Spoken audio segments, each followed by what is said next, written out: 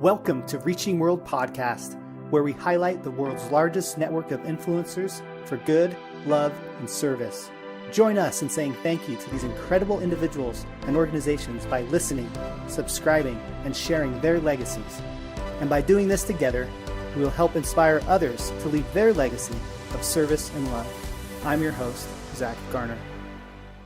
Kris, let's go ahead and dive right into it. Why don't you go ahead and introduce yourself to our podcast listeners today? Sure. Thank you very much, Zach. My name is Kris Gethin. The weird accent comes from Wales. I grew up in Wales and left there in the 90s. But, I grew up on a farm there and I raced motocross for about 15 years. And that's how I kind of came across the health and fitness lifestyle, because I was seeing a lot of specialists because of back issues and injuries that I'd accumulated over the years racing motocross. And it wasn't until I actually started doing rehab with resistance exercises to strengthen the muscles around my spine, which had a severe curvature, which still does, that I felt alleviated from the pain. So that's what got me hooked onto it. So I started studying as much as I possibly could, realized that this was content that I could retain. So I decided to go to college for 3 years full time to study it and be certified. And that's what took me internationally, because my qualifications were international. And I worked on cruise liners, went to Australia, lived in LA,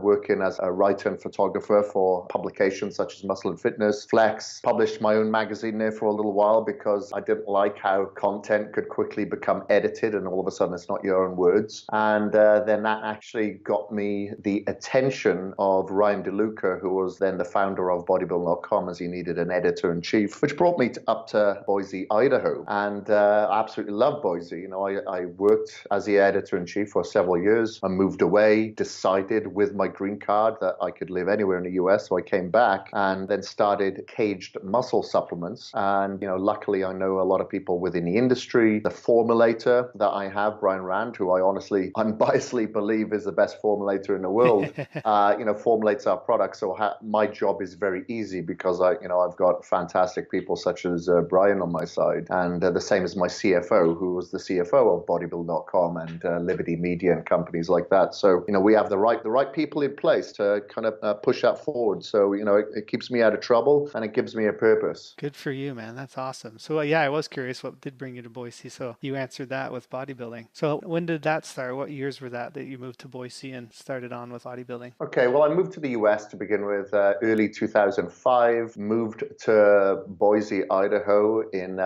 November of 2007. And then I moved away at the end of 2010 to work with some Bollywood clientele in India while I was still doing contractual work for bodybuilding.com, and then moved back again about 4 years ago. Okay, awesome. Yeah, tell us a little bit about Kaged Muscle and those programs that looks like you just launched in January. Tell us the structure of Kaged Muscle and what you're doing there to help inspire others. Sure. With the brand, what we try to do is merge the health sector with the sports supplement sector, because sports supplements based on performance isn't always the healthiest supplements that you can buy.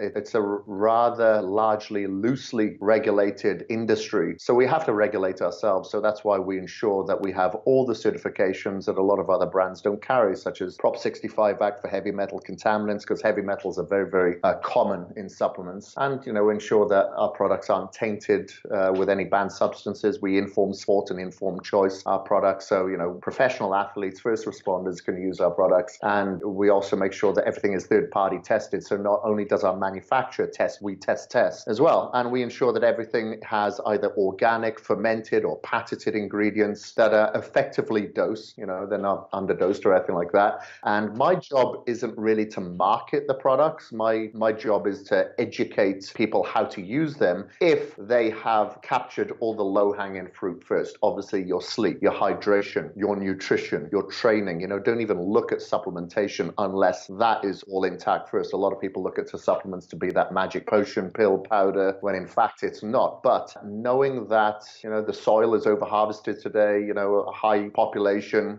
antibiotics in the food, a lot of herbicides, glyphosate, pesticides, we need to make sure that we do supplement, just ensure that we don't have any voids in our health, because pretty much everybody that I tell to have a food allergy or hair follicle or food blood panel comes back and they've all got voids. So they have to supplement to ensure to fill those voids, even if they do eat, a good range knowledge of foods, organic, humane raised, so you have to do that. So I put out a lot of content on Kaged Muscle on the YouTube channel. I publish books. I do a lot of seminars. I have columns in magazines just to constantly educate. And I have to repeat myself a lot of time because I know there's a lot of newbies out there, and they Google and see where they can be helped. And there's a lot of contradicting content out there. So I try to put something out there that's easy to follow, and it doesn't come easy.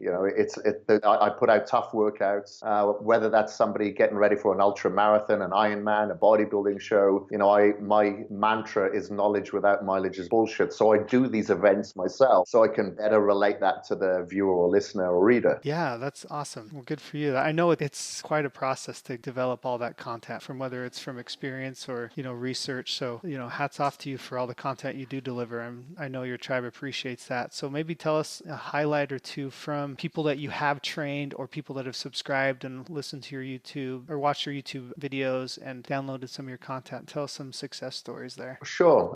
I've trained everybody from, professional UFC fighters to, like I said, celebs, like these Bollywood stars to, people that are just off the street that are battling, that are like 5'4" but 340 pounds.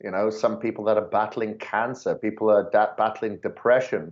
It isn't always from a vanatorial standpoint or performance standpoint. It's just they want to feel better about themselves. We've been given this opportunity to have this life, and why wouldn't we want to take care of it? I use this analogy every now and again. If you were, given the most amazing mansion that you could ever dream of, with the view, the polished floorboards, the curtains that you've picked out, absolutely everything, but you decide to pull up those floorboards or take off the roof tiles and smash the windows, that would be classed as probably clinically insane. But we do that to something that's much more valuable than that we can't get back. And that is our life. That is our vessel, our lifeline. And unfortunately, we're marketed, especially here in the US, to, basically, I'd say, apply the biggest terrorist act in the world, and that is to ourselves with heart disease, diabetes, obesity, you name it, we have to deal with it. But the success stories can range from anything, somebody who I've transformed over a 9-week period for a movie role where they have to play an action hero and they have to have the physique to it,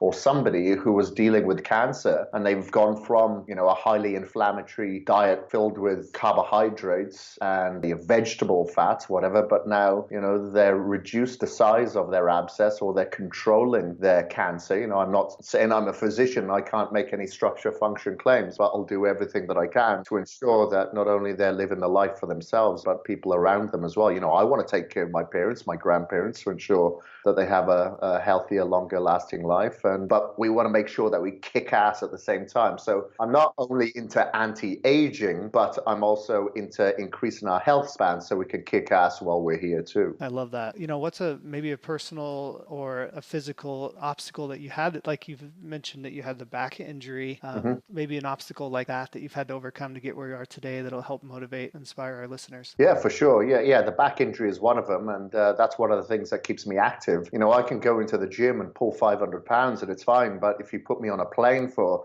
12 hours, then the back starts to feel those issues. And, it's normal. If you're inactive, then, the body isn't it isn't supposed to feel that way. It isn't supposed to be that way. We're supposed to be active individuals. I'd say one of the constant things is that, it's social circumstances. This is why I left Wales, because I was always pulled into the direction of going out and partying and doing drugs and things like that, where there wasn't a social circle of people that I could lean towards and surround myself and be inspired by. So I decided to move away, break free, and find that social circle. But now it's a different age where we can find people online, interact and be inspired by others. But the main thing is the constant marketing and social circles that allow us or try to persuade us to take that one bite, to have that little drink, just to go out and party once, just to have that quick takeaway, just to have that pizza.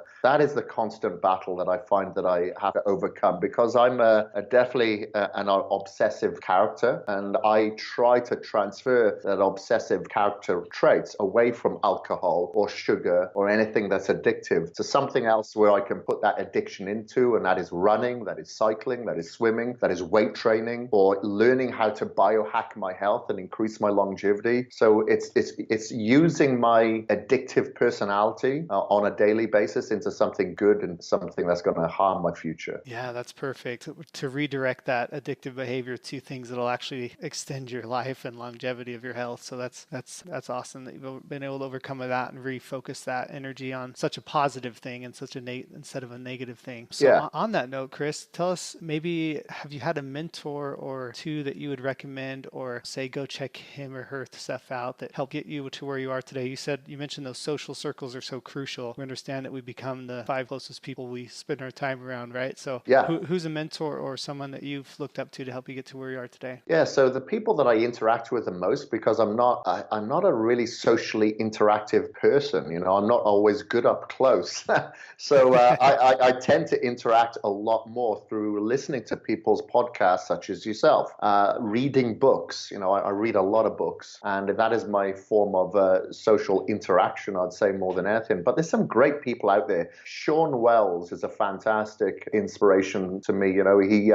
He's dealt with the possibility of a cancer tumor, but he's controlled that through the ketogenic diet. He's been on a keto diet for about 21 years now, and he's a health hacker himself. But I'd say my number one inspiration hasn't really come from the fitness genre. It's come from the punk genre back in the early 80s. And his name is Henry Rollins. I don't know if you're aware of him, but Henry Rollins is an author. He's also a publisher. He was the frontman of a band called Black Flag, later the Rollins Band. He also has his own podcast show. He is an actor as well. He's been in several movies, and he has a TV show on the Discovery Channel, and he's constantly on tour, not on with his band now, but he does a spoken word tour. He was in Boise here probably about 6 months or so. But it's his work ethic. The guy's in his late 50s now, but he is constantly touring, pushing himself to the max. He works out, he takes care of himself. But what his focus with his health and his working out has provided that much more longevity within his career as well. And he balances them both. Wow. And the guy is a constant workhorse, and he makes people half his age look very, very weak. So I look up to him. So I used his, I put out a CD of my own, basically influenced by him. I've written 6 books. I got my 7th book coming out now in April. I think it's April. Wow. Yes, April. And that is again influenced by Henry. And I still use him as my mentorship director today. Wow, good for you. That's awesome. I had heard that name once you mentioned it. Yeah. Yeah, awesome. I saw him on stage at a festival back in '94, and he was just a huge guy on stage. I was like, wow, who is this guy? It kind of blew me away. And that's how I kind of got influenced by all these other assets that were positive contributing factors of himself. And he kept cropping up in so many other areas that it was hard to ignore. Yeah, absolutely. That big of life and that big of character on stage attracts a lot of attention for sure. Mm-hmm. Yeah. So kind of on that note, what's a piece of advice or tip that you would leave with our listeners, or someone that's trying to, make their impression in whether it's the health and fitness space or their business? What piece of advice would you give them to overcome obstacles that they're facing? I'd always say focus on your weaknesses. I don't want to sound too cliche. Being consistent is key. Obviously, everybody can work throughout the week. They go to their gym because they're in a routine, but then come Friday night or Saturday, everybody kind of falls off the bandwagon because they're not in a disciplined schedule. It's easy to get pulled away, or just take the day off and, be a little bit lackluster on that. For 5 years straight, I did not take a weekend off, not one single weekend off. And that's what it took. I'm not the smartest person out there, not the most educated person, but I'm good at my work ethic and applying myself and kind of making up ground in other areas. So I'd say definitely, turning those weaknesses into weapons. So if the weekend is your weakness, make sure that you work harder on that weekend. If you find that you have a weakness with food, maybe it's a certain type of food, you need to concentrate and dissect what is the reasoning behind that food. If it's salty, maybe you're not getting enough sleep. If it's sugary food, maybe you've eaten too much sugar in the past and you need to replace that for fat for 2 weeks until you get rid of that craving. Whatever it is, that's what you need to focus on. A lot of people, I'm going to use bodybuilding as an analogy. So people, if they have strong chest or strong arms, what do? They go to the gym and cannot wait to hit arms and chest. Instead of working maybe their car or their back, the muscles that aren't facing them in the mirror, instead of, they should focus on those weaknesses. And a lot of it it comes from consistency. You know, you're going to get knocked down. You know, I got thrown out of the country back in 2010 because my lawyer hadn't applied for my extension. So I basically had 2 weeks, less than 2 weeks to leave the country. And I had to go through so many legal issues and waiver applications and months of heartache as I lost my house and I lost my pets and I lost, you know, everything that I had here in the US. And I had to start again. But you have to kind of be prepared for all eventualities or they'll surprise you and you'll never be able to pick yourself back up. So when I, you know, compete in an Ironman, I know that I'll probably get kicked and punched in the face during a swim. My goggles could come off. I could get a flat on the bike. I could have knee issues or any sort of injury whilst I'm out there. But I've kind of prepared for it. You know, it's not a negative connotation. It's kind of reality. I kind of prepared and yeah, it may hit you when, you know, that may arise, but not as hard so you can still get back up and keep going because this is life. It's going to throw curveballs. You're going to have injuries. You're going to lose your job. You're going to lose family members. You know, it's just a part of life and, you know, we just have to be prepared for it. Yeah, absolutely. Well said. Thank you so much. That's great. Kind of goes back to the roots of your, you know, living on a farm and riding motocross. So you learned how to work from the farm and I'm sure you built incredible mental toughness from riding those dirt bikes because I've seen some of those crashes happen and it's pretty brutal. Yeah. And you know, in this day and age, everything has become so easy now, isn't it? You know, we don't often go out and play on our dirt bikes as much or play in the dirt. You know, we want to stay in the comfort of our own homes. We don't want to go out because of the snow outside right now. We want something delivered. We expect it. Yeah. And, you know, it's the world of instant gratification, isn't it? So that's why, and this will be a tip for some of your listeners, like I have a cold shower at least 5 days a week in the morning. You know, sometimes I've come out, you know, it's cold outside and I come in, I just want a warm bath, but I'll have a cold shower. It's not that I want to have a cold shower, far from it. You know, I have to like jump in the shower first and then, you know, quickly in and out and then lather myself in soap. So now I'm forced to go in and have that cold shower to wash it off me. Nice.